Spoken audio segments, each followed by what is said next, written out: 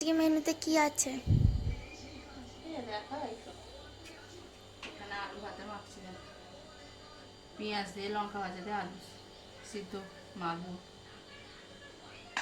আর দেখ এখানে আম কেটেছি খাওয়া হওয়ার জন্য, খাবো বলে। আর এখানে রয়েছে পুঁই শাক, আর ওখানেটা দেখা আলু ভাজা, ওটা রয়েছে আলু ভাজা।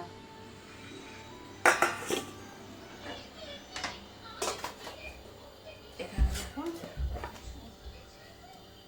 একটু পার্শে মাছ দিয়ে আলু দিয়ে ঝোল ঝোল তরকারি, আর এটা একটু ডিমের অমলেট। ঠিক আছে, ওখানে কি ওটা? আর এটা হচ্ছে পটল ভাজা, পটল ভাজা। ঠিক আছে, আজকে এই মেনু। ঠিক আছে, টাটা।